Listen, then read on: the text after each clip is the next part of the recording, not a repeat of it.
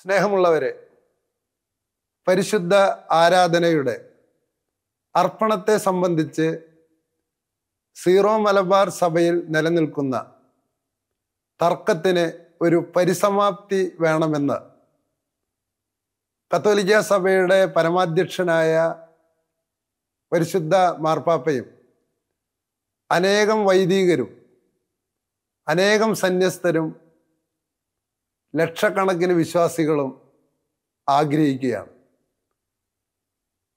പരിശുദ്ധ പിതാവ് സീറോ മലബാർ സഭയിലെ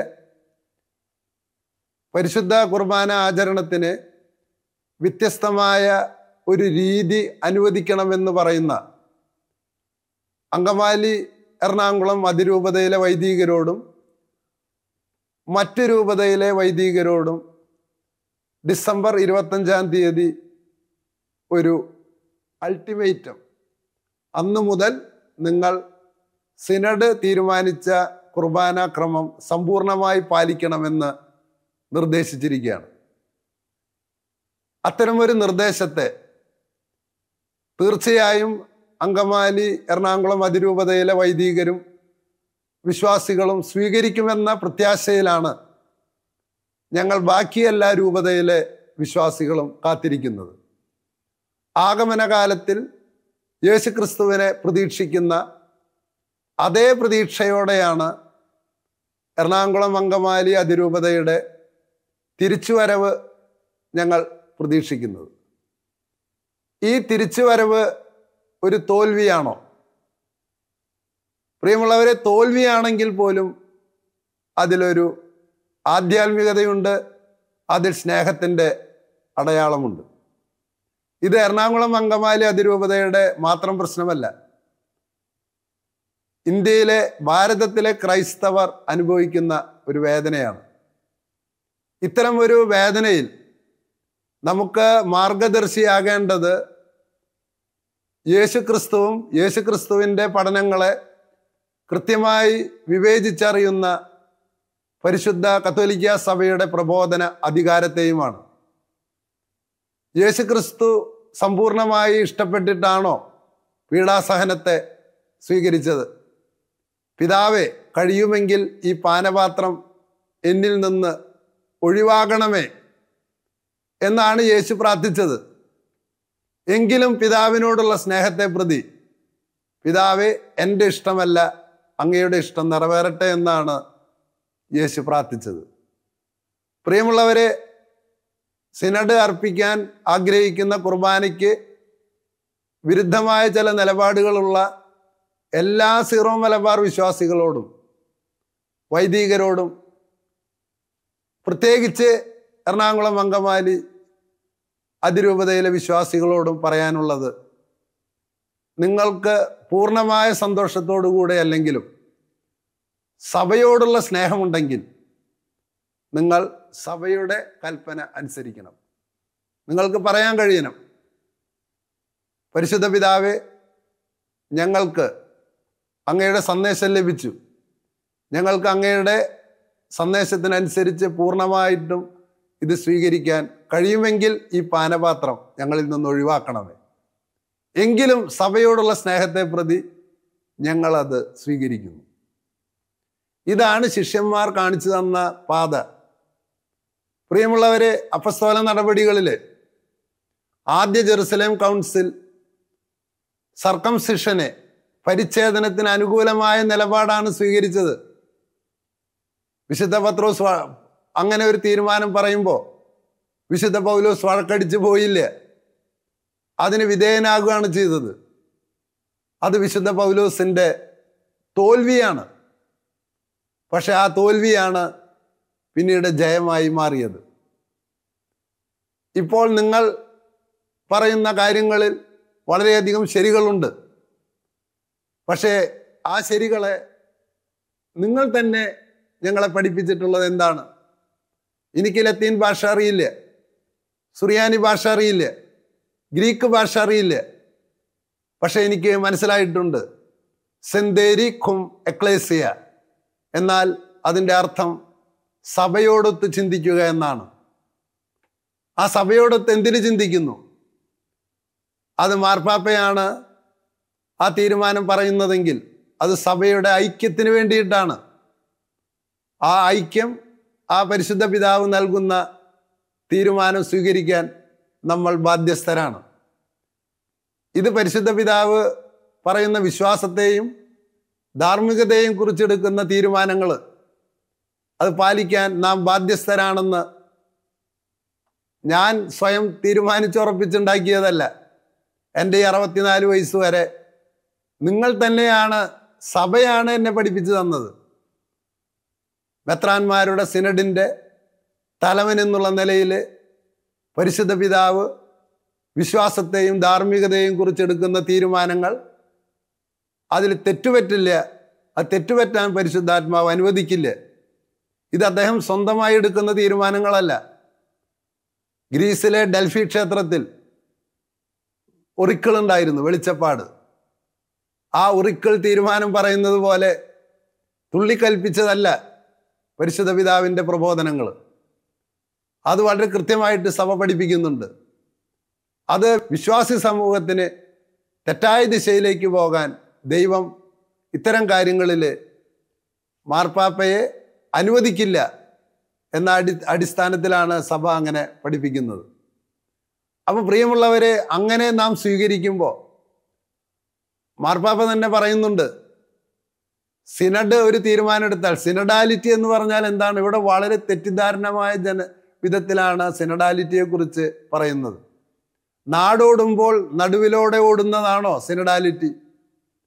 ചിലപ്പോൾ കാറ്റുമൊഴുക്കും കിഴക്കോട്ടായിരിക്കാം. പരിശുദ്ധ പിതാക്കന്മാർ പടിഞ്ഞാറോട്ടാണ് പലപ്പോഴും സഭാനൗകയെ നയിക്കുന്നത്. ലോകത്തിലുള്ള എല്ലാവരും ഗർഭനിരോധന മാർഗങ്ങൾ ഉപയോഗിക്കണമെന്ന് വാദിക്കുമ്പോൾ മാർപ്പാപ്പ അതിന് തിരിച്ച് അങ്ങനെ ചെയ്യരുതെന്നല്ലേ പറയുന്നത്. സംസ്കാരത്തിനനുസരിച്ച് സുവിശേഷം മാറ്റുകയല്ല വേണ്ടത്, സുവിശേഷത്തിനനുസരിച്ച് സംസ്കാരത്തെ രൂപാന്തരപ്പെടുത്തുകയാണ്. അതാണ് യഥാർത്ഥ സാംസ്കാരിക അനുരൂപണം.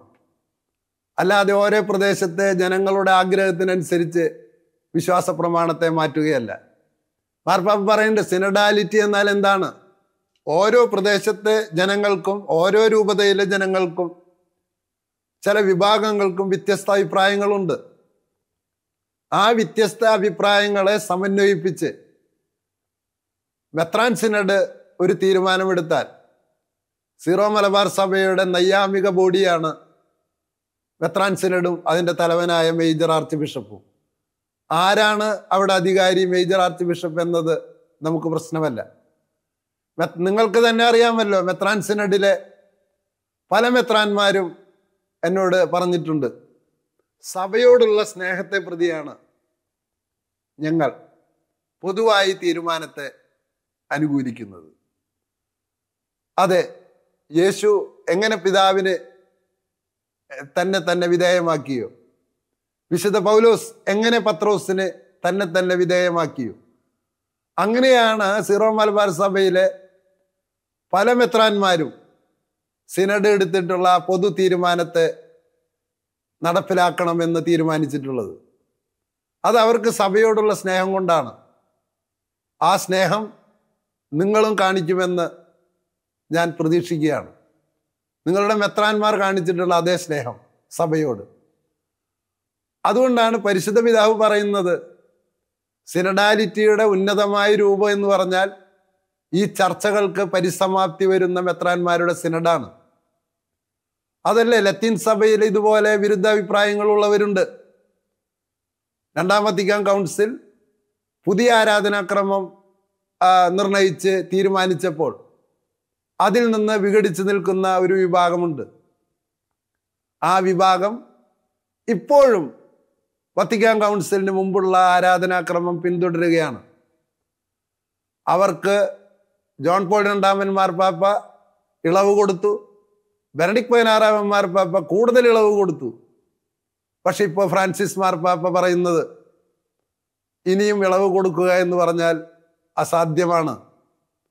കാരണം അവർ ഇളവ് ആഗ്രഹിക്കുന്നത് യഥാർത്ഥത്തിലുള്ള സഭാസ്നേഹത്തിൻ്റെ ഭാഗമല്ല, സഭാവിജ്ഞാനീയപരമായിട്ടുള്ള അവരുടെ ചില തെറ്റുകളാണ് എന്ന് പറഞ്ഞാൽ മെത്രാൻ സിനഡ് പറയുന്നത് അനുസരിക്കാൻ അവർ ബാധ്യസ്ഥരാണ്.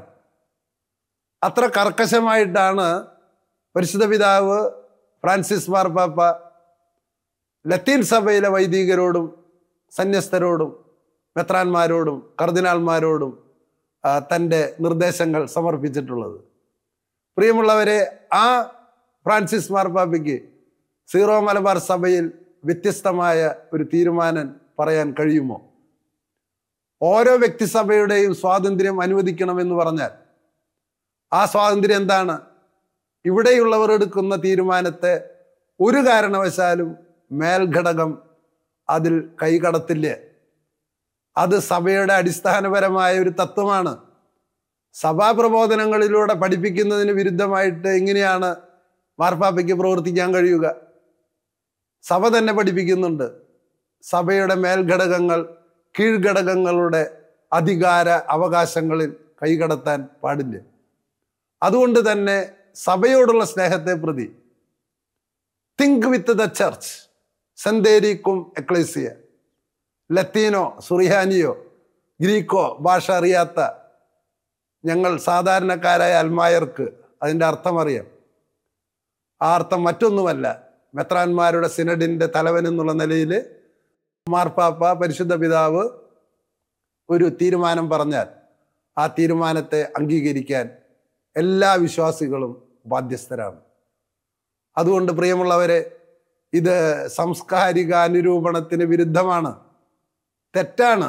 ജോൺ പോൾ രണ്ടാമൻ മാർപ്പാപ്പ കൃത്യമായി പഠിപ്പിക്കുന്നുണ്ട്, സുവിശേഷത്തിനനുസരിച്ച് സംസ്കാരത്തെയാണ് മാറ്റേണ്ടത്, അല്ലാണ്ട് സംസ്കാരത്തിനനുസരിച്ചിട്ട് സുവിശേഷത്തെയല്ല. അതുകൊണ്ട് പ്രിയമുള്ളവരെ, ഭൂരിപക്ഷം പേർ ഞങ്ങൾ ഉണ്ട് എന്നുള്ള ആ വാദഗതിയെ നിങ്ങൾ പിൻവലിക്കണം. അജപാലനപരമായ പ്രതിസന്ധി ഉണ്ടത്രേ. അത് ചില സൃഷ്ടിച്ചിട്ടുള്ള അത്തരം പ്രതിസന്ധികളുണ്ട് എന്ന് പറഞ്ഞാൽ, ആൻഡ്രൂസ് പിതാവ് അവിടെ അപ്പസ്തോലിക് അഡ്മിനിസ്ട്രേറ്റർ ആയിട്ട് വരുമ്പോൾ പിതാവിനെ ഭീഷണിപ്പെടുത്തുന്ന ചില വീഡിയോകൾ നമ്മൾ കണ്ടതാണ്. അതൊക്കെ അജപാലനപരമായ ജനങ്ങളുടെ ആഗ്രഹത്തിൻ്റെ പ്രകാശനമാണെന്ന് പരിശുദ്ധ പിതാവിനെ എങ്ങനെയാണ് ബോധ്യപ്പെടുത്താൻ സാധിക്കുക? അജപാലനപരമായ ഔത്സുക്യം കാരണം, ആരാധനാക്രമത്തോടുള്ള ഔത്സുക്യം കാരണം ആരാധന അർപ്പിക്കാൻ വരുന്ന അച്ഛനെ തല്ലുന്ന ക്രൈസ്തവ വിശ്വാസത്തെക്കുറിച്ച് എങ്ങനെയാണ് പരിശുദ്ധ പിതാവിനെ ബോധ്യപ്പെടുത്തുക? അതുകൊണ്ട് സ്നേഹത്തോടെ എനിക്ക് നിങ്ങളോട് പറയാനുള്ളത് ഇത്രയേ ഉള്ളൂ. അത് ആഗമനകാലത്തിൻ്റെ അതേ ചൈതന്യത്തോടെ മുഴുവൻ കത്തോലിക്ക സഭയും സീറോ മലബാർ സഭയും കേരളത്തിലെ ലത്തീൻ സഭാ വിഭാഗവും കേരളത്തിലെ സീറോ മലങ്കര സഭാ വിഭാഗവും കേരളത്തിലെ അകത്തോലിക്ക സമൂഹങ്ങളും പ്രതീക്ഷയോടെ കാത്തിരിക്കുകയാണ് എന്നാണ് എറണാകുളം അങ്കമാലി അതിരൂപത സിനഡിൻ്റെ തീരുമാനത്തോട് യോജിച്ച് നിൽക്കുന്നത് എന്നാണ് സഭയോടൊത്ത് ചിന്തിക്കാൻ അവർ പഠിക്കുന്നത്.